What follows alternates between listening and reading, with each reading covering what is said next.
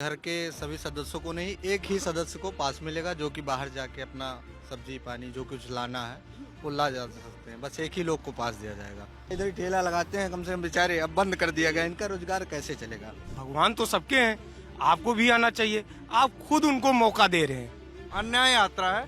कहाँ अन्याय है? कहीं नहीं है। ये बस खाली फिजूल का है। जैसे कहते हैं ना कि मतलब खाली बैठा आदमी क्या करे, बस वही सीन है उनका। आप भी अपने पैर का छाला दिखाइए। आप भी कहिए हमने भगवान के लिए बहुत मेहनत किया। अब आप कुछ करना ही नहीं चाहते हैं। आप क्या, आप जहाँ मोदी जी हैं तो वहाँ आप नहीं जाएंगे क्या?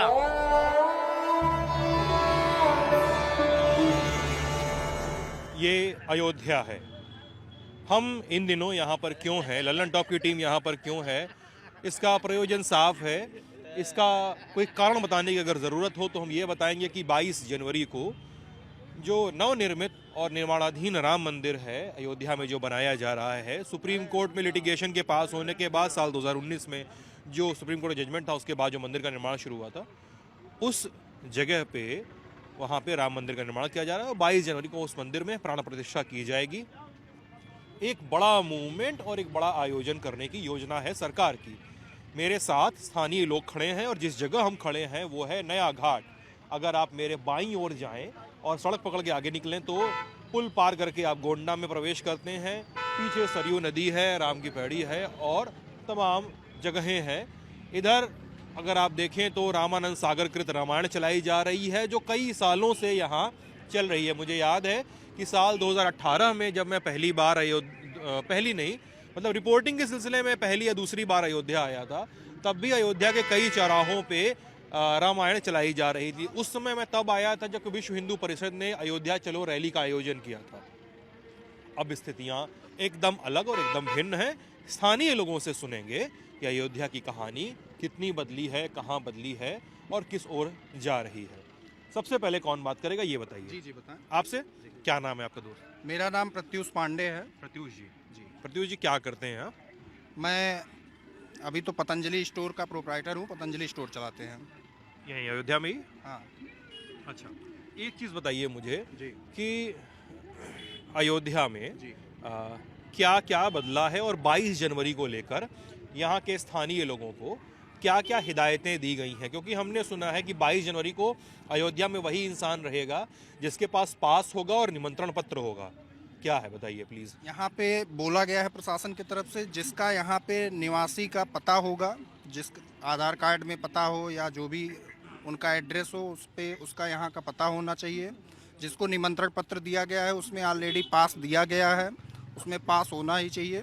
वही लोग केवल यहाँ 22 तारीख को प्रवेश कर पाएंगे। बाकी और बाहरी लोगों को 22 तारीख को आने की अनुमति नहीं है। अच्छा जी। और उसके बाद क्या मंदिर खुल जाएगा दर्शन के लिए, नया मंदिर जो बन रहा है? जी बिल्कुल। 21 तारीख को तो कोई नहीं दर्शन करेगा। 21 तारीख को प्रशासन की तरफ से पूरा बंद किया गया है। हो सकता है 20 को भी बंद रहे। 22 तारीख को केवल जो आएंगे उन्हीं लोग रहेंगे।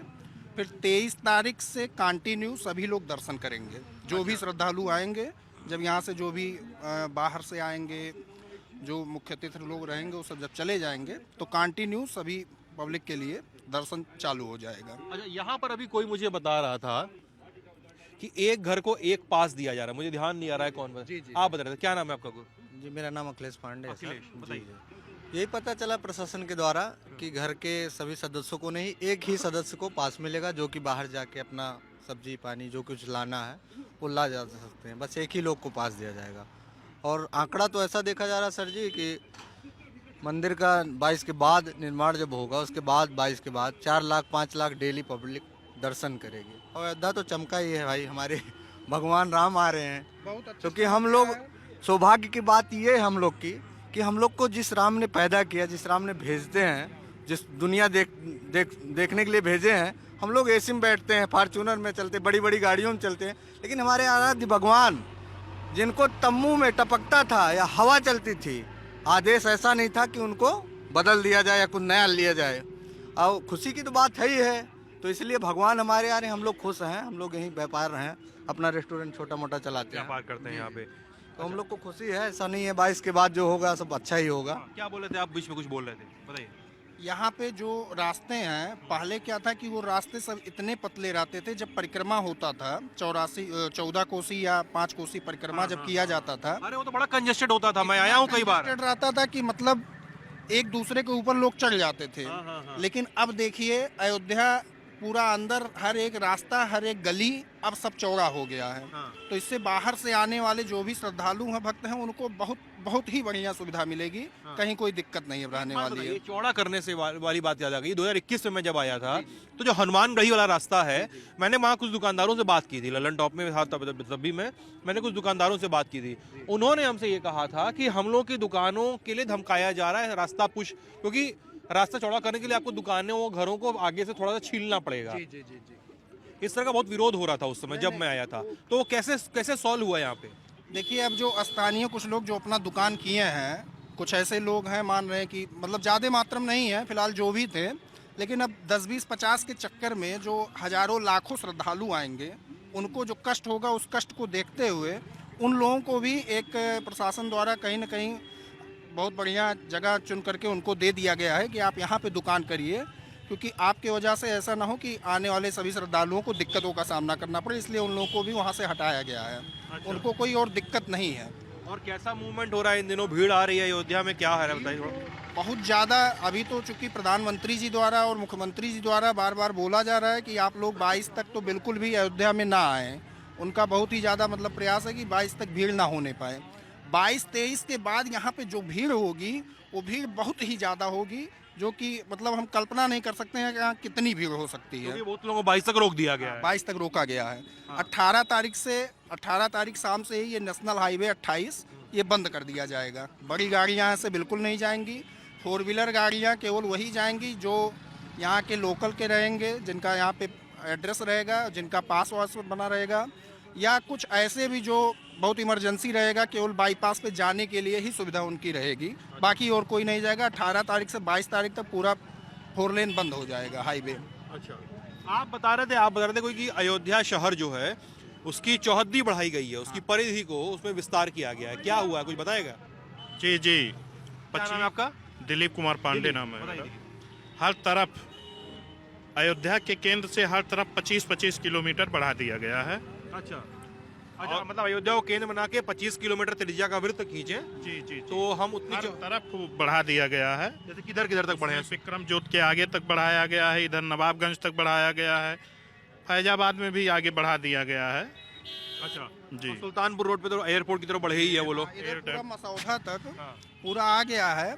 मतलब ये आ गया इस तरह से, जो अयोध्या विकास प्राधिकरण बना है जब माननीय मुख्यमंत्री जी द्वारा, ये अभी लगभग 3-4 साल पहले अयोध्या विकास प्राधिकरण बनाया गया, उसी में 25 किलोमीटर के रेंज में चारों तरफ उसको अयोध्या विकास प्राधिकरण में ले लिया गया है। अच्छा जी।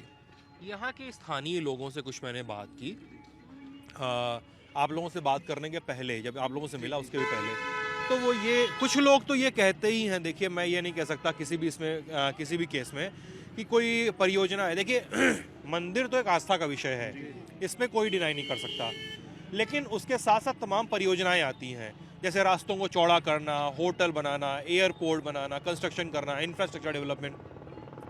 तो लोग बोल रहे हैं कि वो चीज़ें मंदिर बना देते हैं, लेकिन परियोजनाओं को स्थानीय लोग को ध्यान में रख के नहीं लाया जा रहा है। परियोजनाओं को इस तरह से बनाया गया कि वो स्थानीय लोगों को ध्यान में रख के नहीं की गई। आप लोग क्या सोचते हैं इस पे? देखिए हर चीज़ जी ऐसा नहीं है सर। देखिए परियोजनाएं मिलती हैं, दुकान जैसे ठेले वाले हैं बेचारे, पुराने ठेले वाले, तो इसमें क्या हो जाता है, ये लोग 20-20, 30-30 साल से अपना जीवन यापन कर रहे हैं। लेकिन सरकार यही होती है कि ये तो अपना कर रहे हैं जीवन यापन, अगर बना तो बड़े बड़े लोग वो अपना अलॉट करा लेते हैं जिसके पास पैसे है, गरीबों का कोई मतलब नहीं निकलता। ये चीज़ की समस्या यहाँ है और ये बड़ी दिक्कत है। ये बड़ी दिक्कत है। ये दिक्कत नहीं, बहुत बड़ी दिक्कत है, क्योंकि ठेला बना है रामप्रस्थ के बाहर, आप चले जाइए, अगर जांच करवा ले सरकार तो जो बड़े लोग हैं उन्हें मिला हुआ है, छोटे लोग रामप्रस्थ इधर ही ठेला लगाते हैं, कम से कम बेचारे, अब बंद कर दिया गया, इनका रोजगार कैसे चलेगा? जैसे ये ठेला आज 25 साल से लगा रहे थे, अब यहाँ से हटवा दिया गया है, बोल रहे हैं 4-5 दिन, ये बेचारे अपने में परेशान है, जीवन यापन इनका कैसे चलेगा? इसको भी सरकार को ध्यान देना चाहिए। बड़े बड़े लोग अलॉट करा रहे हैं दुकानें, बड़े बड़े लोग मतलब जैसे भाई बड़े लोगों का पहचान है, पैसा है, संबंध है, वो चीज़ योजनाएं जो है सरकार को इस पे ध्यान देना चाहिए कौन है गरीब जो लोन लिया है, जैसे 10,000 का छोटा लोन मिलता है ठेले के लिए, हम दुकान के लिए हम लोग भी 10,000 का छोटा लोन है, वो आपको छोटा लोन लेंगे। उसके बाद जब दुकानें बनेंगी तो सरकार आपको उस पर लोन पे, जैसे आप ठेला लगा रहे हैं तो आपको दुकानें मिलनी चाहिए, लेकिन वो दुकानें जो बनती हैं बड़े लोग अपने माध्यम से भाई करवा लेते हैं, सबको नहीं मिलता, जो छोटे सबको नहीं मिलता, जिसका जैक पानी होगा उसको मिलेगा, ये कह रहे हैं आप लोग। अच्छा, और ये बताइए, आप लोग भी चाहें तो बातचीत कर सकते हैं, ऐसा नहीं आप लोग को बोलने का मना ही नहीं है। एक चीज़ बताइए। हाँ, सेंट्रल से योजनाएं तो आती हैं, लेकिन जैसे कि भैया ने कहा वो सही तरीके से लागू नहीं हो पाती है। अच्छा जी, जैसे भैया ने पटरी दुकानदारों की ही बात करी। जैसे मान लिया मैं ठेला लगाता हूँ चाय का, तो सरकार ने सोचा कि भाई ये अब थोड़ा अपग्रेड करके इसको चाय, मतलब बाहर रोड पे ख़राब होगी, रोड जगह खींचे खराब करी, कंजेस्टेड ड्राइवर पर्सन बढ़ेगा, तो इसलिए कि दुकान एक पर्टिकुलर एक जगह पे स्थानीय दुकानदारों को लगाई जाए। जी बनाया गया है। बस आप नाम नहीं लेना चाहूँगा, लेकिन बड़े बड़े लोग सोर्स वाले हैं जिनके अपने जो अपने वो खुद नहीं करते, जो कि उनके चेले चापड़ हैं भाई, उनके चम्मच आप कह लें आपकी भाषा में, तो बस उन लोग को वो अपना अरेंज करा दें कि वो जो जीवन यापन करें, लेकिन मेन जो लोग हैं वो वंचित रह जाते हैं इस चीज़ से। जय श्री राम। वो लोग वंचित रह जाते हैं। अच्छा, अब एक चीज़ बताइए कि इस मुद्दे पे, राम मंदिर के मुद्दे पे, जो निर्विवाद रूप से बहुत सारे लोगों के धर्म से और आस्था से जुड़ा हुआ है, इस पर एक राजनीति देश में देखने को मिल रही है। ठीक है, यूपी में भी हो रही है, यूपी के बाहर दिल्ली में भी हो रही है, और देश के हर एक हिस्से पे ही हो रही है। जी हो रही है। आप लोगों का इस पे क्या सोचना है? क्योंकि ये इस समय हो रहा है, ये सवाल मैं इसलिए भी फ्लोट कर रहा हूँ कि जब से साल 2024 में हो रहा है, 4 से 5 महीने के अंदर आपके लोकसभा चुनाव खत्म हो जाएंगे, ये नहीं कर रहा हूँ, होंगे, खत्म हो जाएंगे, और देश को एक प्रधानमंत्री मिल जाएगा। तो नया प्रधानमंत्री मिलेगा, प्रधानमंत्री कुर्सी पे कौन बैठता है, ये कौन सी पार्टी बैठती है, ये अलग कहानी होगी, लेकिन नया प्रधानमंत्री और नई लोकसभा शुरू होगी उस समय। तो आप ये बताइए कि इस समय जो राजनीति हो रही है राम मंदिर को लेकर, उस पर कितनी तार्किकता ढूंढ पाते हैं आप लोग, और कितना सही और गलत देख पाते हैं? लोगों के जो सपोर्ट कर रहे हैं उनके तर्क कितने सही हैं, जो विरोध कर रहे हैं उनके तर्क कितने सही हैं? एक वोटर की निगाह से भी आप लोग इस पे सोच सकते हैं। कौन बात करेगा इसमें? सबसे पहले बताइए, क्या नाम है आपका? महेंद्र मिश्रा। महेंद्र, क्या करते हैं महेंद्र आप? भैया पर्सनल वर्क है, हमारा बिजनेस है। पर्सनल वर्क क्या होता है? तो बिजनेस है, बिजनेस है। किस चीज़ का बिजनेस है? LIC का, हम इंश्योरेंस का सेक्टर में है। अच्छा, आप मतलब बीमा एजेंट है। ठीक है, बताइए महेंद्र जी। जैसे हम कहना ये चाह रहे हैं कि प्रधानमंत्री की कुर्सी पे मोदी जी फिर पुनः बैठेंगे, उसके पीछे रीजन है। अभी मैं बता दूं, जैसे अभी न्योता दिया गया कि आप लोग आइए, आप लोग को भी गाने बजाने के साथ आना चाहिए अयोध्या, मतलब जो कांग्रेस को, इंडिया को नहीं दिया, भी आना चाहिए, इंडिया जो अलायंस पार्टी को भी आना चाहिए, पर आप उसका विरोध कर रहे हैं। आप खुद मौका दे रहे हैं, आपको भी गाना बजाना कैसा, राम तो सबके हैं ना, भगवान तो सबके हैं, आपको भी आना चाहिए। आप खुद उनको मौका दे रहे हैं। आपको बीजेपी को बहुत मेहनत नहीं करना है इस बार भी चुनाव में, वो फिर निकाल ले जाना है उसको। हाँ, पिछली बार से कांग्रेस ने मना करे, गलती कर दी, आप ये कह रहे हैं। मना कर रही है। आप भी आइए, आप भी जनता से जुड़िए। कैसे जनता से आप जुड़ेंगे? ऐसे ही जुड़ेंगे ना, आप हम लोग के बीच में आएंगे, आप भी अपने पैर का छाला दिखाइए, आप भी कहिए हमने भगवान के लिए बहुत मेहनत किया। अब आप कुछ करना ही नहीं चाहते हैं, आप क्या, आप जहाँ मोदी जी हैं तो वहाँ आप नहीं जाएंगे क्या? इस तरह थोड़ी ना विरोध होता है भाई। बाहर आप जाएंगे तो दो लोगों के बीच में डिबेट होता है। आप अमेरिका में जाइए, डिबेट होता है। यहाँ डिबेट तो छोड़िए, अगर उसको आमंत्रित किया जाता है तो वो कहता है हम जाएंगे ही नहीं। हम वो ये बोल रहे हैं कि ये भाजपा और RSS का इवेंट है। नहीं नहीं, ये भाजपा क्या, राम केवल भाजपा और RSS ही के हैं क्या? भाई कांग्रेस ने भी तो दरवाजा खुलवाया था। राजीव गांधी की सरकार थी उस समय 1986 में। हाँ, 3 बार आ चुकी हैं कांग्रेस की इंदिरा गांधी यहाँ पे। ठीक, मोदी जी अभी 1 ही 2 बार आए हैं। 1989 में 89 में जब कार सेवकों ने यहाँ पे भूमि पूजन किया था, तब शिलान्यास किया था, तब राजीव गांधी की सरकार की तरफ से उनको एक्सटेंड दिया गया था, ये कहा जाता है। तो अब आप कमरे के अंदर बैठे हैं, मोदी जी हाईलाइट हो रहे हैं, ठीक है, तो आप कैसे विरोध कर पाएंगे भाई? आप भी जनता के बीच में रहिए, घुले मिलिए, आप भी छाला दिखाइए पैर का कि हमने भी बहुत पसीना फेंका, सही, तभी तो आपको जनता लाइक करेगी। अब आप दूर दूर से कैसे, ऐसे राजनीति नहीं चल पाएगी। 3000 किलोमीटर चले तो छाला निकला, तो और छाला निकला ऐसा कि 3 राज्य हार गए। अच्छा, आप राहुल गांधी की भारत जोड़ो यात्रा पे बता रहे हैं। जी जी जी। क्या नाम है आपका? मेरा नाम आशुतोष सिंह है, मैं लोकल यहीं का ही हूँ, अयोध्या का। और मैं बस ये कह रहा हूँ, जैसे लोगों ने, जनता ने निकले तो छाला निकला तो वो ये बोल रहे थे, आप उस पे कुछ बोल रहे थे। हाँ, मैं उसी पे कह रहा हूँ। और जैसे राहुल गांधी जी, हाँ। ठीक है, उन्हीं पे बात चल रही है। अब उनका एक और है न्याय वाला, दोबारा चल रहा है, जो कि वो पश्चिम न्याय यात्रा। जी, अन्याय यात्रा है। कहाँ अन्याय है? कहीं नहीं है। ये बस खाली फिजूल का है। जैसे कहते हैं ना कि मतलब खाली बैठा आदमी क्या करे, बस वही सीन है उनका। और रही बात, जैसे आपने कहा कि बीजेपी और आरएस, देखिए जैसे आपने कहा कि बीजेपी और आरएसएस का ना, ये पूरे विश्व का त्योहार है।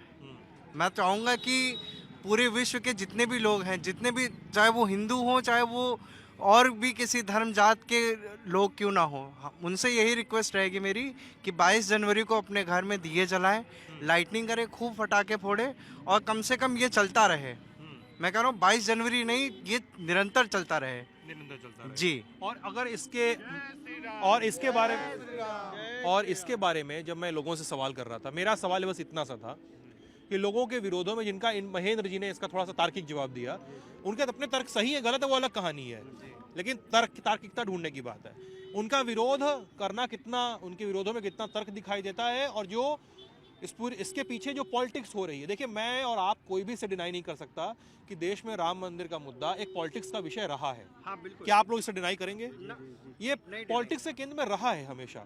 पार्टियों ने इसको अपने अपने तरीके से भुनाने की कोशिश की थी। साल 1991 के चुनाव में कांग्रेस मैनिफेस्टो लेकर आई थी, इसमें उसने कहा था कि हम राम मंदिर बनवाएंगे लेकिन बाबरी मस्जिद को नुकसान किए बिना।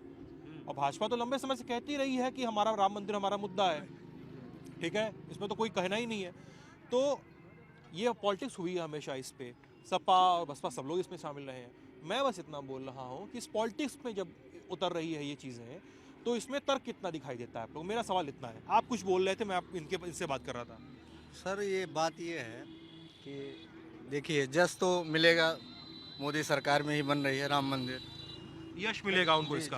हाँ, यस इन्हीं को मिलेगा। जी। क्योंकि लोग यहाँ आते हैं, पहले आते थे आप लोग, इतना अयोध्या में लोग, पब्लिक आती थी या लोग आते थे? आप बताइए, सफाई नहीं होती थी, एक महीना मेला हो जाता था, 2-2 4-4 महीना गंदगी सफाई। कोई मुख्यमंत्री आता था, जितनी बारी होगी, आदित्यनाथ महाराज जी आ रहे हैं लगातार 2-2 दिन रात रुकते हैं यहाँ के अयोध्या में, 2-2 एक रात रुकते हैं, वो मुआयना करते हैं। कोई नहीं आता था। ऐसा नहीं है, भाजपा जो आ रही है दोबारा आएगी, और राम भगवान को लाई है तो भगवान उनको भी सबको लाएंगे हम लोग मिलके। ऐसा नहीं है, और काम करना चाहिए, युवाओं को भी रोजगार देने का काम करना चाहिए, भर्ती निकालना चाहिए। क्या इसमें गड़बड़ा रही है भाजपा? भाजपा गड़बड़ा रही, क्योंकि हम लोग भी बीएससी किए हुए, मैथ से ऐसा नहीं है सर, और वैकेंसी निकल नहीं रही तो एज खत्म हो जाता है, फिर कमाने खाने का भी जीवन होता है ना। ऐसा थोड़ी कि बस कुछ दिन तक आप 30 साल तक कोई चीज़ देख रहे नहीं सफल हुए तो फिर आप जीवन कैसे गुजारेंगे? तो भाजपा को ये भी करना चाहिए इसके साथ। और तो राम भगवान हमारे आ ही रहे हैं, खुशी की बात है। केंद्र सरकार ने और राज्य सरकार ने कैसी दिशा में काम किया है नौकरियों के क्षेत्र में और इस क्षेत्र में, जो भी कोई बात है। मैं ये जैसे इन्होंने कहा कि मतलब जॉब्स नहीं है, ये सारी चीज़ें नहीं है। मैं खुद बताऊँ, मैं शुद्ध बेरोजगार हूँ। शुद्ध बेरोजगार? हाँ, मतलब बेरोजगार होता है या तो रोजगार होता है? उसमें शुद्धता और अशुद्धता की बात मुझे समझाइए पहले। शुद्धता ये है कि मैं कुछ दिन पहले नोएडा में ही था, जॉब करता था, मेरी जॉब चली गई किसी इश्यूज के चलते। तो जब मैंने सुना कि हाँ अयोध्या में अपॉर्चुनिटीज़ आ रहे हैं, सारी चीज़ें आ रही हैं, तो मैंने कहा कि चलो घर वापस चलते हैं, वहीं पे कुछ नहीं करें। ऐसा सोचता है इंसान। हाँ, ऑब्वियसली। और इवन तो मैंने अपने फ्रेंड्स को भी कहा है कि जो लोग अयोध्या के ही प्रॉपर रहने वाले हैं, जो लोग आस पड़ोस के रहने वाले हैं, मैंने उनको एक बार कॉल मैसेज किया, ठीक है, मैंने कहा भाई घर पे आ जाओ, पान की ही दुकान लगा लो, कोई दिक्कत नहीं, चलेगी, प्रॉपर्टी है, होटल बना लो, 4 कमरे का होटल बना लो, चलेगी, अब तो दुकान हमारी चलेगी। मेरा तो अब यही प्लान है कि मैं इसीलिए शाम से टहल रहा हूँ, देख रहा हूँ कहीं कोई छोटी सी जगह मिल जाए तो मैं अपनी एक मिठाई की दुकान खोल लूँ। मिठाई की दुकान खोलना चाह रहे हैं? बिल्कुल, मतलब ऑप्शंस हैं, बहुत सारे हैं, मिठाई की दुकान भी खोल सकता हूँ, कुछ भी खोल सकता हूँ। तो देखिए, जॉब अपॉर्चुनिटीज़ के बारे में अगर लोग कह रहे हैं, ठीक है, उसको आप साइड में रख दो। गवर्नमेंट को इसमें दोष देने से कोई फ़ायदा नहीं है। आपके अंदर काबिलियत है, अगर आपके पास पूंजी है, लोन ले लो, हर एक चीज़ कर लो, शुरू कर दो काम धंधा। क्योंकि अब अयोध्या हो गया है, अब टूरिस्ट आएंगे, सब कुछ होगा, तो बेस्ट यही है यहाँ पर रोजगार भी जनरेट होगा, आप ये कह रहे हैं? 100% होगा। जैसे हर कोई कह रहा है ना, बड़े बड़े पॉलिटिकल पार्टीज के जो लीडर्स है वो भी कह रहे हैं कि रोजगार कहाँ है, क्या है, कुछ लोग कह रहे हैं कि अगर मंदिर बनने से कोई रोजगार हो, बताओ। मैं तो कह रहा हूँ कि अगर कोई एक भिखारी पीतल का एक कटोरा लेके बैठ जाए ना, मैं कह रहा हूँ अगर सुबह 6 बजे से बैठ जाए और 12 घंटे अगर बैठ जाए, खैर एक एक रुपए तो मिलेंगे। गलती से किसी ने डॉलर भी फेंक दिया ना, $10 भी, और डॉलर भी आते रहे, विदेशी मुद्राएं भी आते रहे ना, तो आसानी से वो जाके अगर कन्वर्ट करवा लेगा कहीं से भी, फॉरेन एक्सचेंज के पास में। एक सेकंड सर, क्या नाम है आपका? मेरा नाम आशुतोष सिंह है। आशुतोष, मैं एक सेकंड आशुतोष जी को मैं आपको एक छोटी सी बात का जवाब दे दूं।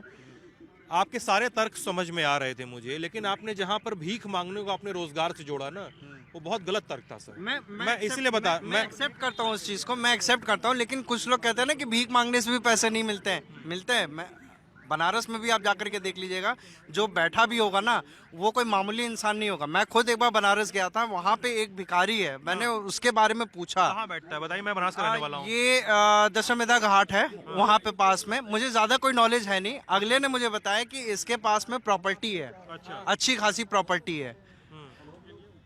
तो क्या है, खैर ये तो अदर थिंग है। अब जो लोग भीख मांग रहे हैं क्या है क्या नहीं है, मैं उसको रोजगार से भी नहीं जोड़ूंगा, बट प्रॉपर जो है मेरा कि अपॉर्चुनिटीज हैं यहाँ पे, आएंगी। क्योंकि देखिए बाहर के लोग भी आ रहे हैं, बाहर के लोग भी आ रहे हैं, निवेश कर रहे हैं। आप देख लीजिए मैरियट आ रहा है। अब देखिए तर्क सुनिए इसमें। आपने जो बात कही वो बात समझ में आ गई कि मैं भी इस बात को मानता हूँ कि आप अगर यहाँ पे एक बड़े प्रोजेक्ट पे काम कर रहे हैं, राम मंदिर, और राम मंदिर से जुड़े जो तमाम प्रोजेक्ट हैं, ठीक है, एक लंबी लेन का निर्माण, तमाम होटल आने से तमाम तरह के रोजगार, इंफ्रास्ट्रक्चर होता है, तो आपको ईंट गारे का काम करने के लो क्लास लेबर भी मिलता है। मैं इस बात से नकार नहीं रहा हूँ, एकदम सही बात है ये। मैं इस बात को इस दिशा में भी देख सकता हूँ ना। मैं भी तो एक वोटर हूँ ना, मैं भी तो इस देश का नागरिक हूँ ना। इस देश का बहुत बड़ा हिस्सा है जो सुबह उठ के खेत में पानी लगा के कच्छा और बनियान पहन के दौड़ने जाता है सड़क पे, क्योंकि उसको भर्ती में हिस्सा लेना है।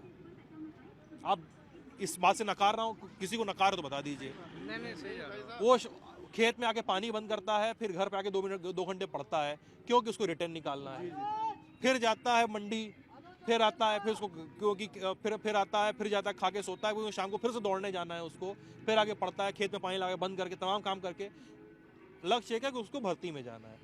उसके सवाल भी तो वाजिब हो सकते हैं ना। इस पे मैं ये कहूँगा, जैसे आप कह रहे हो कि गवर्नमेंट जॉब्स के लिए जो है ना, सबसे बड़ा इशू क्या है, मैंने भी खुद 2 बार गवर्नमेंट जॉब के लिए अप्लाई किया, राइट। मैंने 2 बार गवर्नमेंट जॉब के लिए अप्लाई किया, 2 बार रिजेक्ट हुआ, ठीक है। रीज़न क्या था? रिजर्वेशन। मैं जनरल में आता हूँ, मैंने मेहनत भी की, हर एक चीज़ भी किया, लेकिन मेरा सिलेक्शन नहीं हो पाया। रीज़न था कि मैं जनरल कास्ट में आता हूँ। किस एग्जाम, कौन सा एग्जाम दिया था आपने? मैंने एसएससी का दिया था। कितना कट ऑफ था उस साल? एग्जैक्ट मुझे पता नहीं, बट मेरा आए थे? मेरा आया था। किस साल की घटना है ये था आपका 2017 के आसपास में, कट ऑफ 2017 का। सर आप अब अगर आप रिजर्वेशन पे सवाल उठा रहे हैं तो यहाँ पे आपको 3 सवालों के जवाब कैमरे पे देने पड़ेंगे, वरना आपके तर्क खारिज होंगे। आई एम सॉरी कि मैं पूरी बहस को ऐसे करता हुआ दिख रहा हूँ आपको कि अरे यार ये क्या बात हो रही है, लेकिन जरूरी सवाल है, क्योंकि आप रिजर्वेशन पे सवाल उठा रहे हैं, इस देश की संवैधानिक व्यवस्था पे सवाल उठा रहे हैं, ठीक है। अगर साल 17 में एसएससी दिया था आपने, तो एसएससी में उस साल कट ऑफ कितना था? नंबर 1। एसएससी में उस साल अनरिजर्व्ड कैटेगरी का कट ऑफ कितना था? नंबर 2 सवाल। और नंबर 3 सवाल एसटी और एसटी कैटेगरी का कट ऑफ कितना था? और चौथा सवाल होगा कि आपके अंक कितने आए थे। इस पर ही सुनिए मैं अपना बता अरे दूंगा, सुन लीजिए, मेरा कितना था। इस पर ही पता चलेगा कि आपका तर्क कितना जायज है और कितना नाजायज है। मैं साफ कह रहा हूँ, मुझे कोई गुरेज नहीं कहने से। हम लोग हमेशा हर चीज़ के लिए, मुझे याद है कि ललन टॉप का एक वीडियो है, उस पर काफ़ी बवाल मचता है, ठीक है। कई सारे लोग बोलते हैं कि अरे यार ये क्यों हुआ। एक लड़की बोल रही है कि हमको रिजर्वेशन की वजह से हमारा नहीं हुआ, ठीक है। उससे पूछा गया कि ठीक है बताओ कि तुम्हारा कितना आया था, तो कुछ बोली कि मेरा मान लीजिए 200 नंबर आया था, ठीक है। और ठीक है बताओ कट ऑफ कितना था? कट ऑफ था 220। तो भाई तुम्हारा कट ऑफ के नीचे है तो तुम कहाँ से आ जाएगा तुम्हारा? आप हर चीज़ के लिए रिजर्वेशन को ही हम लोग हथियार बना ले रहे हैं। इस देश में कैंडिडेट्स की तैयारी में बहुत कमी होती है सर, बहुत ज्यादा कमी होती है। हाँ आप कुछ बोल रहे थे भैया, क्या नाम है आपका? मेरा नाम अंकुर मिश्रा है। अंकुर बताइए। गोंडा से हूँ। नहीं, जैसे आपने कहा कि पूरा देश अयोध्या नहीं है, सही बात है, लेकिन अयोध्या का प्रभाव पूरे देश पे है। एकदम मानता हूँ मैं भी। भाई साहब ने कहा कि रोजगार को लेकर इन्होंने कहा था, तो आपने कहा कि भीख मांगना एक वो कुछ आपने जो भी ऑब्जेक्शन किया, तो कहना ऑब्जेक्शन में अभी तक टिका रहूंगा, अंतिम तक टिका रहूंगा। तो जैसे राम के दरबार में मैं खड़ा हूँ और कहा गया है अजगर करे न चाकरी, पंछी करे न काम, दास मलूका कह गए सबके दाता राम। तो उन्होंने ही ऑलरेडी डिसाइड कर रखा है कि इसको क्या करना है, कहाँ जाना है। सबका मोटिव देखिए, हम चुनते हैं 90% हम मेहनत करते हैं, 10% भगवान का सपोर्ट रहता है। सिर्फ यही कहना चाहता था मैं। आप मतलब आप इसमें कहते हैं कि कुछ भगवान पर भी हमको छोड़ना चाहिए, उसकी इच्छा, भगवान की इच्छा पर भी कुछ छोड़ना चाहिए। हाँ, एक चीज़ और हम कहना चाहेंगे आपके चैनल के माध्यम से कि आज के 4 या 5 साल पहले जब हम लोग घर से आते थे अयोध्या, आप कहाँ के रहने वाले हैं? गोंडा गोंडा से, ओके। ज़्यादा दूर है नहीं, हाँ हाँ, पुल पार करते तो जिला शुरू हो जाता है। जिला शुरू हो जाता है। तो यहाँ कोई नज़र नहीं आता था, हम बता दें आपको, कोई नज़र नहीं आता था। हम लोग वहाँ से सीधा पानी लाते थे, यहाँ पे जो 2-4 लोग बैठे रहते थे हम लोग देते थे, नागेश्वर नाथ जल चढ़ाते थे हनुमान जी को। अब इधर हम देख रहे हैं जब ये हाईलाइट होने लगा तब अब यहीं के लोगों को परेशान किया जा रहा है। तो थोड़ा गवर्नमेंट को भी ये सोचना चाहिए कि यहाँ के जो लोग हैं, आजू बाजू के लोग हैं, उनको सताया ना जाए। इन द सेंस थोड़ा समझाइए इस बात को। दुकान लगी हुई है, अभी वो भैया बता रहे थे ये बुरे वक्त के साथी थे, ये बुरे वक्त के साथी थे, तो इनको आप ख्याल में रखिए, इनका अच्छे से बंदोबस्त करिए। वो बुरे वक्त के साथी थे जो वहाँ पे बैठे थे, वो सरजू जी के स्थान पे बैठे रहते थे, ठीक, मलबा पड़ा रहता था वो फेंकते थे। आज तो पूरी कंपनी आ गई, मार न्यूज चैनल वाले आ गए, आज तक आ गया, इंडिया टीवी आ गई, जी न्यूज आ गए, लल्ला आप भी आ गए, ठीक है, बड़ी बड़ी कार आ गई, बसें आ गई, इंफ्रा होने लगा। आप पीछे के भी साथी को साथ में लेकर चलिए, सबका साथ सबका विकास जो आपका स्लोगन है, आप किसी को परेशान ना करिए, ठीक है, आप विकास भी करिए, आप इन लोगों का ख्याल भी रखिए, सर्वांगीण विकास जिसको कहते हैं ये ठीक है। क्योंकि हम देखे हैं, आज के हम 3 साल 4 साल पहले जब आया करते थे गुरुजी, नागेश्वर नाथ हम लोग जाते थे, वहाँ पे केवल बेलपत्र मिलता था, भैया गलत तो नहीं बोले, बेलपत्र मिलता था। आओ यहीं से बैरिकेड, उधर हो उधर हो उधर हो, अरे ठीक है, इन दुकान वालों के लिए एक अच्छा सा जगह आप निकाल दीजिए, इनकी भी रोजगार चले, आपको जो करना है आप करिए, आप तो राम के हैं, आप राम भक्त में चूर हैं, हम लोग भी चूर हैं, बस। और क्या कहना चाहते हैं, इसी के साथ हम जय श्री राम कहना चाहते हैं। थैंक यू भैया। तो लोगों से हमारी बातचीत और ललन टॉप की एक कवरेज जारी रहेगी। कैमरे के पीछे हैं हमारे साथी करमजीत। आपकी इस वीडियो पे क्या राय है हमें कमेंट सेक्शन में ज़रूर बताइएगा, और एक बात ज़रूर बता दी कमेंट सेक्शन में जो हम जानना चाहते हैं, वो ये है कि अयोध्या में हम और किन चीज़ों की सुध लें और किन चीज़ों पे बात करें। अपना ख्याल रखिएगा, ललन टॉप देखते रहिएगा। बहुत बहुत शुक्रिया।